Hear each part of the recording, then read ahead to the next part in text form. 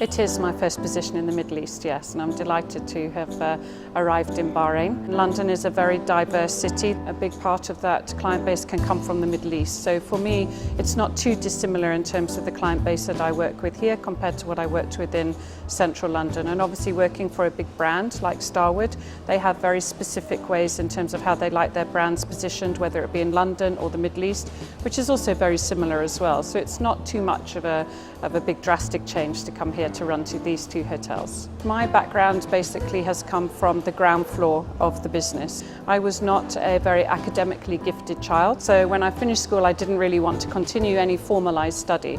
So I ended up coming into hospitality quite by accident, and I started working as a waitress, and I thought, yes, I quite like this. And I went to do a BTEC diploma in hotel catering and institutional operations, which is a very grand title, but it gave me a basic introduction to the hotel business.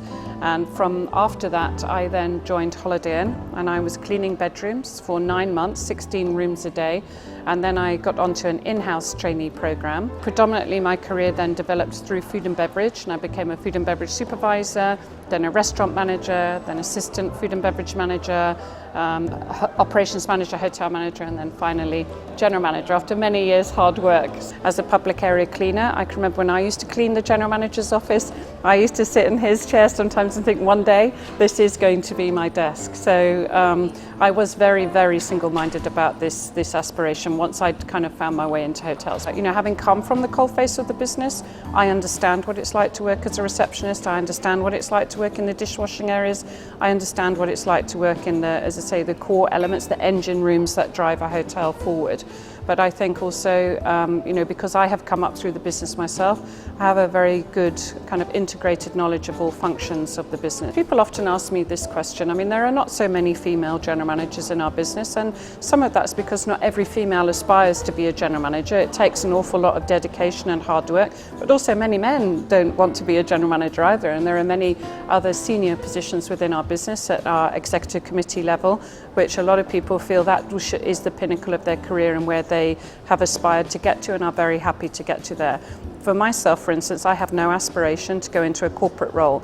You know, being a general manager is a job I feel incredibly passionate about, and I have no desire for my boss's job. So I do not want to be an operations director in a head office environment. I only ever want to be a general manager of bigger and better hotels. So, but I think coming back to a female thing, I think it's what your personal approach to the job is. And I think just being mindful of different genders and different cultures is very important, but I do think the world is a lot more accepting of females in very senior positions now.